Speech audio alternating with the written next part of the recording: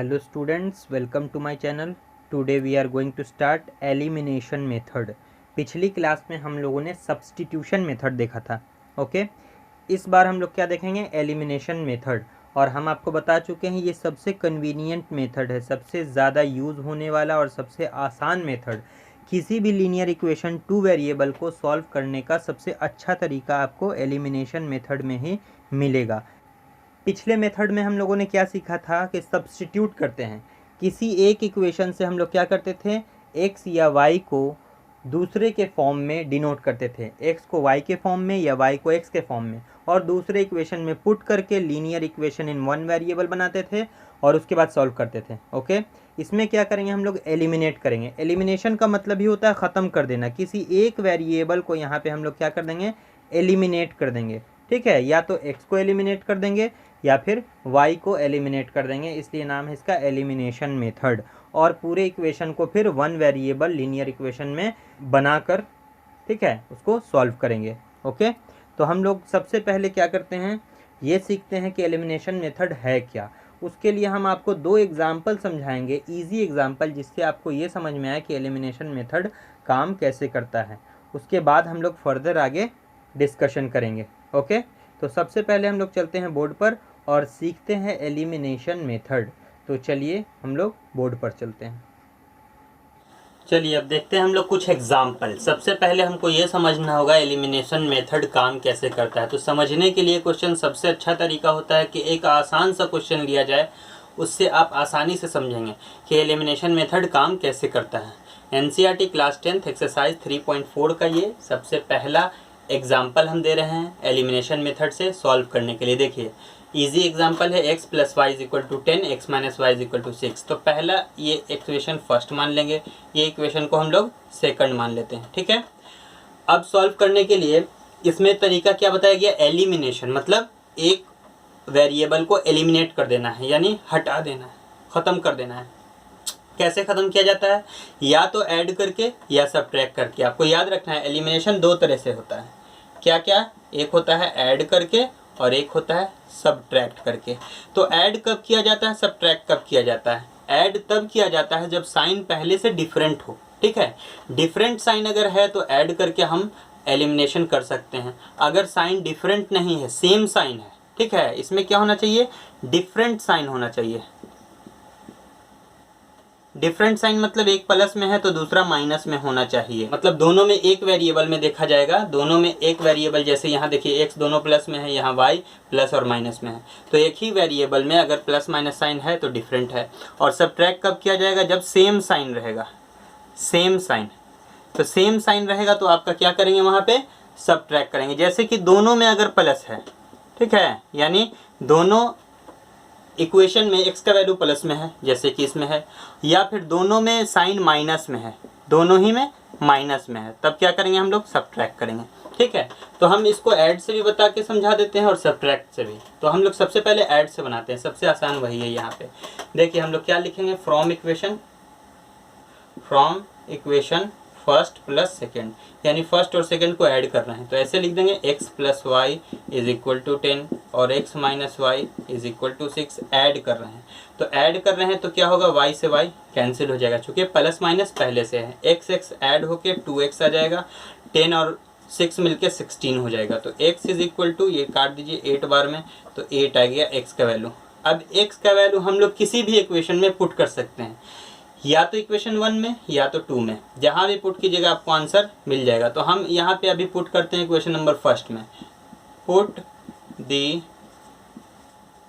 Value of x in equation first. ठीक है, x का वैल्यू हम लोग फर्स्ट में पुट करते हैं. तो x plus y is equal to 10 है, x का वैल्यू क्या है? 8. तो 8 plus y is equal to 10, तो y is equal to 10 minus 8. तो y का वैल्यू क्या मिल गया आपको? 2. ठीक है, तो ये आपका आंसर हुआ. ये किस प्रोसेस से हुआ? एलिमिनेशन के एडिशन मेथड से. ओके ठीक है, एलिमिनेशन का एडिशन मेथड आप समझ गए होंगे. आप चेक भी कर सकते हैं. देखिए 8 और प्लस 2 10 हो जाएगा, x plus y is equal to 10 है, और x में से y घटाने पे 6 आना चाहिए, तो 1 में से 2 घटाएंगे तो 6 आ जाएगा. ठीक है, ये हो गया एडिशन. अब आपको यही क्वेश्चन हम सब्ट्रैक्शन से भी बताते हैं कि सब्ट्रैक्ट करके भी बनाया जा सकता है. ओके, देखिए कैसे सब्ट्रैक्ट किया जा सकता है इसको।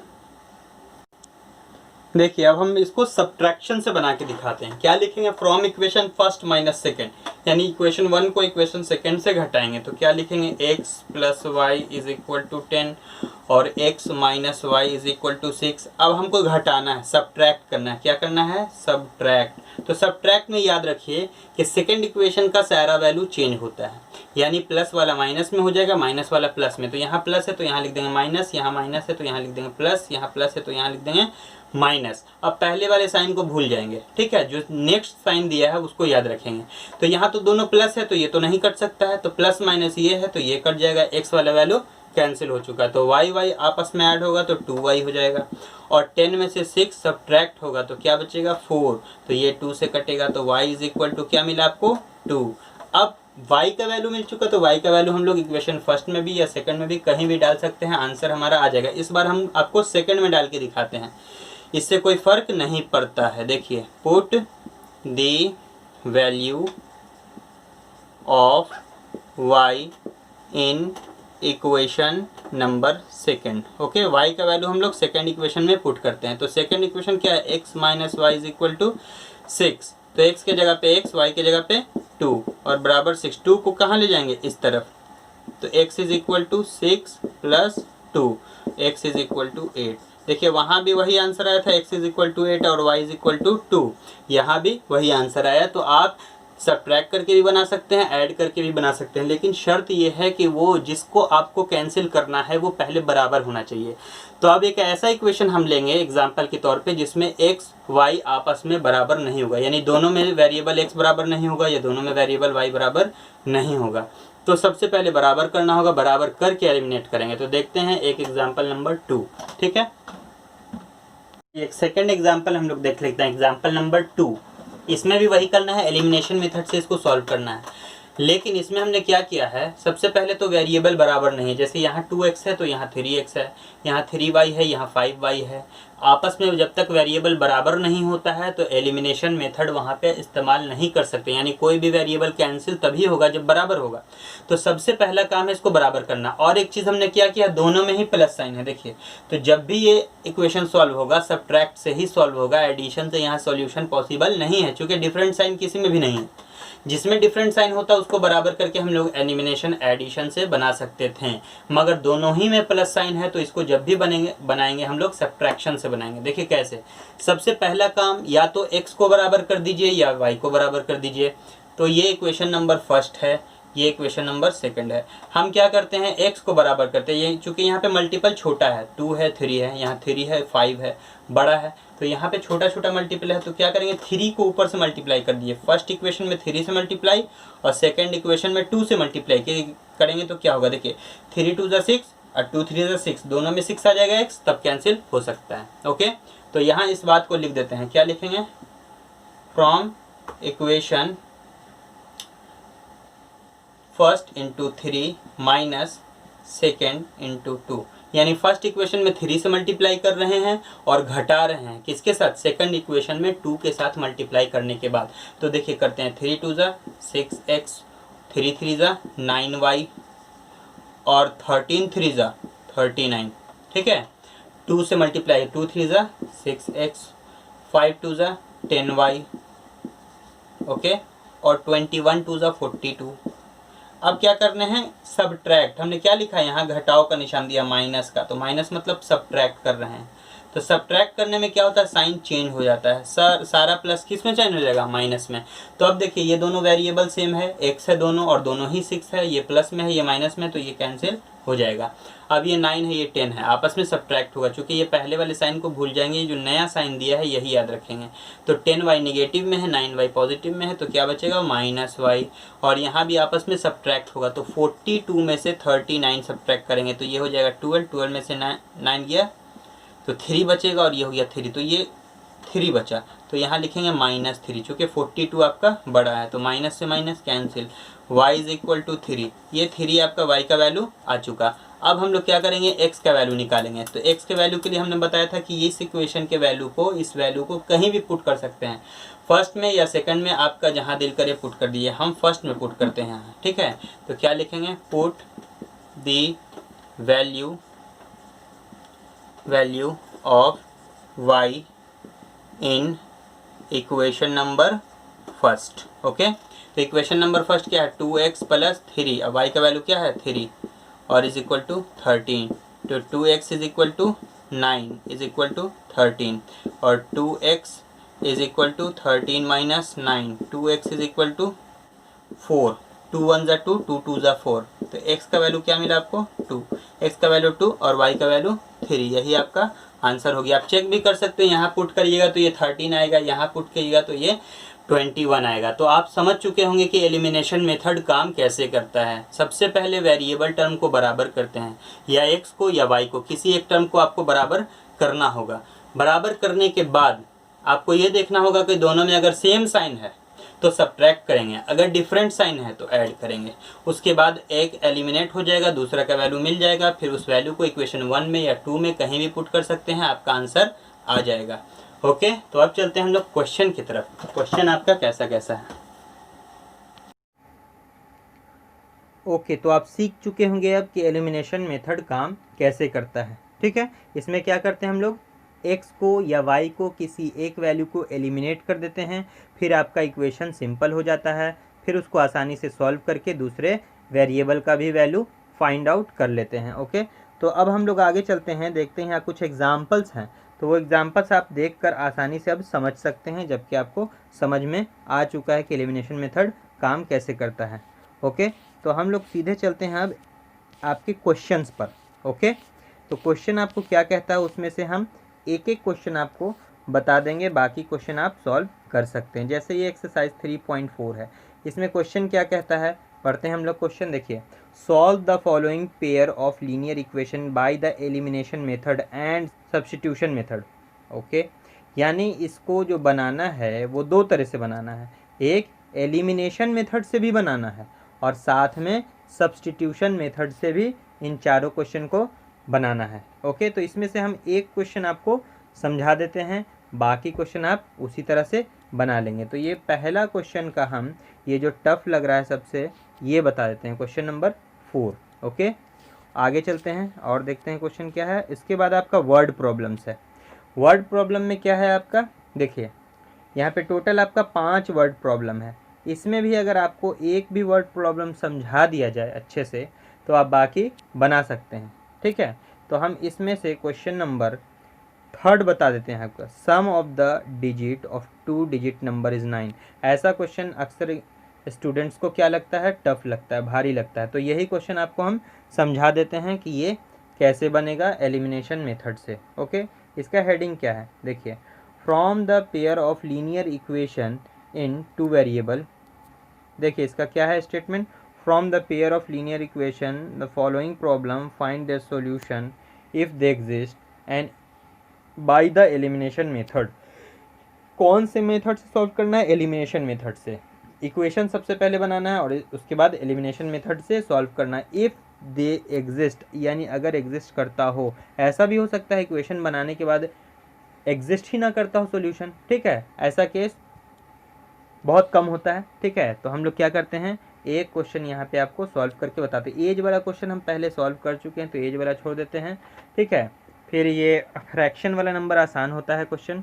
सबसे ज़्यादा दिक्कत होती है आपको ये डिजिट वाले क्वेश्चन है, 2 डिजिट के नंबर, तो हम ये क्वेश्चन आपको बोर्ड पर समझा देते हैं। ठीक है, फिर आप बनाएंगे। अगर आपको दिक्कत होती है तो आप कमेंट करेंगे, आपको फिर आगे बताया जाएगा जो क्वेश्चन आपको दिक्कत होगी। ओके, तो चलते हैं हम लोग बोर्ड पर और इस क्वेश्चन को बताकर ये एक्सरसाइज हम लोग एंड करते हैं। ओके, तो चलिए बोर्ड पर। ये अब देख लेते हैं हम लोग एक्सरसाइज 3.4 का क्वेश्चन नंबर 1। इसमें क्या लिखता है, solve by elimination and substitution method. यानी इससे पहले जब आपने सीखा था सब्स्टिट्यूशन मेथड, उससे भी सॉल्व करना है, एलिमिनेशन से भी सॉल्व करना है।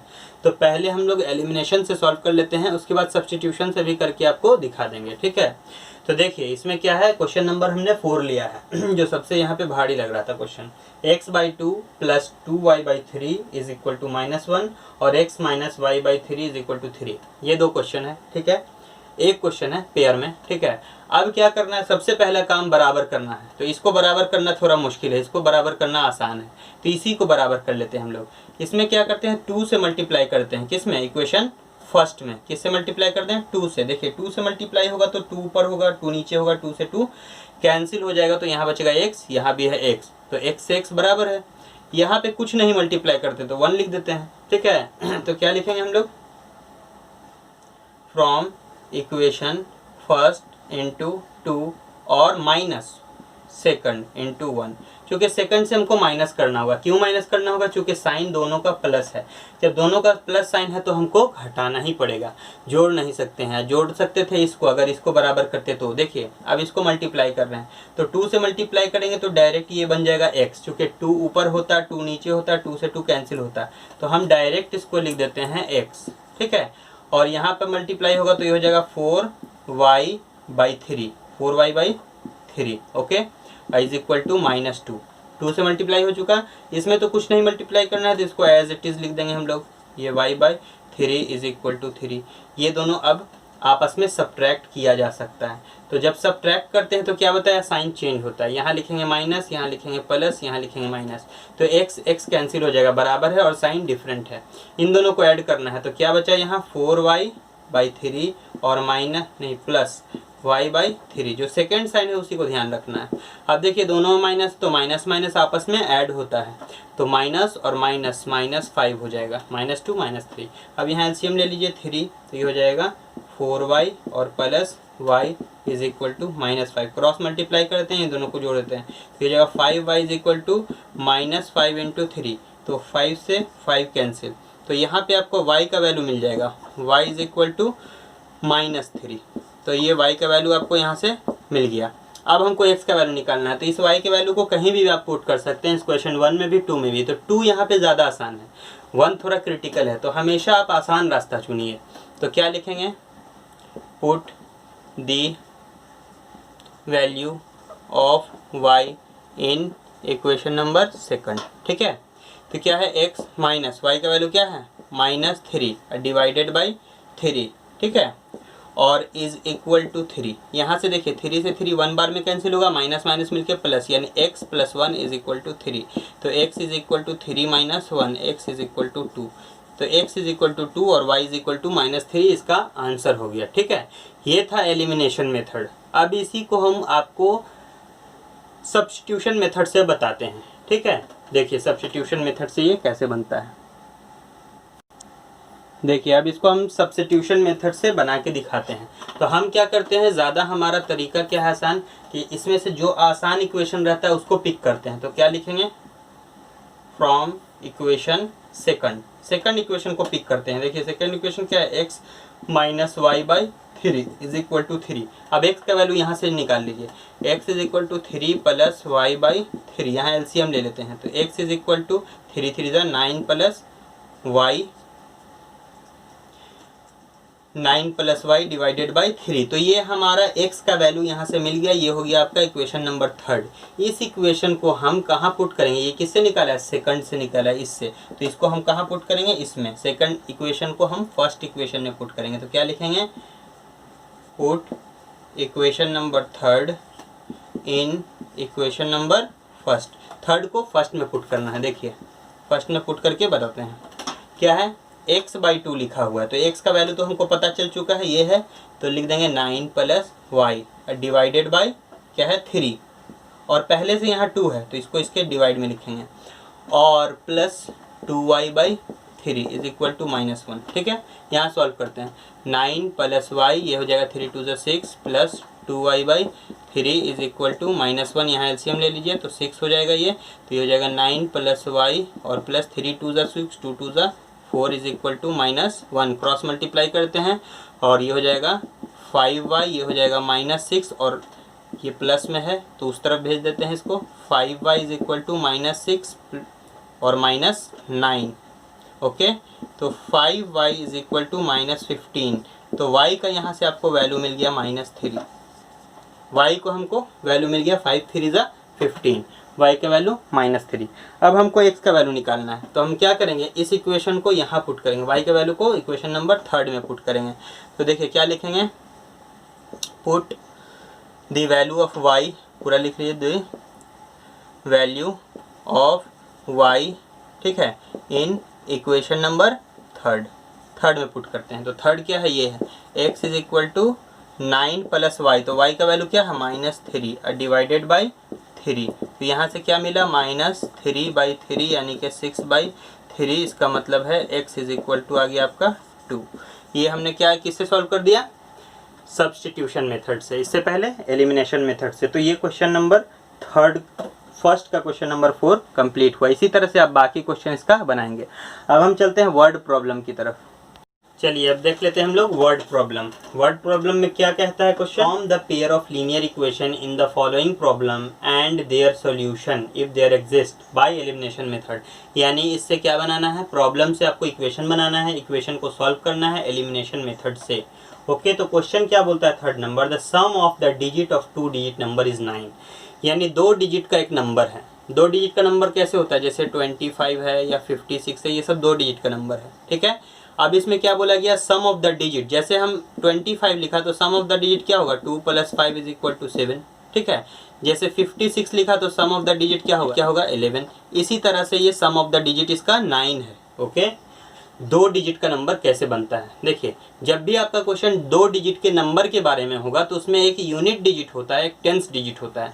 तो हम लोग क्या मान लेते हैं कि यूनिट डिजिट उसका क्या है, x है। देखिए ये जैसे 25 लिखा तो ये यूनिट डिजिट कहलाया, ये टेंस डिजिट कहलाया, ठीक है। अब ये बनता कैसे है, तो ये 20 + 5 ऐसे लिखा था, यानी टेंस डिजिट में किससे मल्टीप्लाई होता है, 10 से, और यूनिट डिजिट में 1 से, तब ये जाके नंबर बनता है। 2 × 10 = 20, ठीक है, और 5 × 1 = 5, उसके बाद 2 और 20 और 5 मिल के क्या बन जाएगा 25। इस तरह से ये नंबर सारा काम करता है। ओके, तो अब हम लोग देखते हैं कि यूनिट डिजिट हमने क्या माना x और टेंस डिजिट क्या माना y। तो नंबर क्या बनेगा, टेंस डिजिट में 10 से मल्टीप्लाई करेंगे, so the number is 10y + x, ये नंबर बना। ओके, हमको आंसर यही निकालना है कि नंबर क्या बनेगा, तो x और y का वैल्यू फाइंड करना है। पहला क्वेश्चन का कंडीशन क्या है, सम ऑफ द डिजिट 9 है, इसका मतलब क्या है, पहला क्वेश्चन का condition according to question sum of the digits equal to 9, इसका मतलब है डिजिट का सम, डिजिट किसको माना है, डिजिट एक x है एक y है, इसका मतलब है x + y = 9, ये इक्वेशन नंबर फर्स्ट हो जाएगा आपका। अगेन क्वेश्चन क्या बोलता है, अगेन अकॉर्डिंग टू क्वेश्चन उसने कहा कि 9 टाइम ऑफ दिस नंबर, यानी जो नंबर बना उसका 9 टाइम्स कीजिए, 9 टाइम ऑफ दिस नंबर, ठीक है, is equal to twice the number obtaining by reversing its digit. तो 2 टाइम्स हो जाएगा, ट्वाइस मतलब 2 टाइम्स, और नंबर के डिजिट को रिवर्स करने पे जो नंबर आता है उसके बराबर। तो रिवर्स कैसे होगा, 10x + y, यानी x के जगह पे y को रख दें, y के जगह पे x को। जैसे 25 है, इसका रिवर्स डिजिट क्या बनेगा 52, बात समझें, टेंस चल जाएगा यूनिट प्लेस पे, और यूनिट प्लेस वाला वैल्यू कहाँ चल जाएगा, 10 प्लेस पे। ओके, चलिए देखते हैं, अब इसको सॉल्व करते हैं हम लोग। तो ये हो जाएगा 90y, ओके, 90y और प्लस 9x = 20x और प्लस 2y। इसको फर्दर और सॉल्व करेंगे हम लोग तो क्या मिलेगा हमारा, वो देख लेते हैं। इसको एक स्टेप और सॉल्व करते हैं। देखिए यहाँ से आएगा 90y और यहाँ से 2y इधर आएगा, 9x और -20x = 0। अब यहाँ से हम लोग इसको घटाएंगे और घटा के वैल्यू निकाल, 90 में से 2 घटाते हैं तो देखिए 88y -11x = 0। अब दोनों में से कॉमन क्या होगा आपका, 11 कॉमन होगा, 11 8 = 88 और 11 1 = 11 = 0, ठीक है, ये आ गया आपका। फिर इस तरफ ले आके इसको सॉल्व करेंगे तो 8y - x = 0। अब x को उस तरफ ले जाते हैं तो x - 8y = 0, ये इक्वेशन नंबर 2 हो गया। अब इन्हीं दोनों इक्वेशन को आपको सॉल्व करना है और उसके बाद आंसर लाना है। ओके, तो हम क्या करते हैं, अब अगले स्टेप में इसको सॉल्व करते हैं और आपका आंसर लाते हैं। ओके, चलिए देखते हैं आगे। तो आपको बनाना आता है तो ये सारा सोल्यूशन है, इसी तरह से आपको बनाना है, बाकी क्वेश्चन आपके HW में है।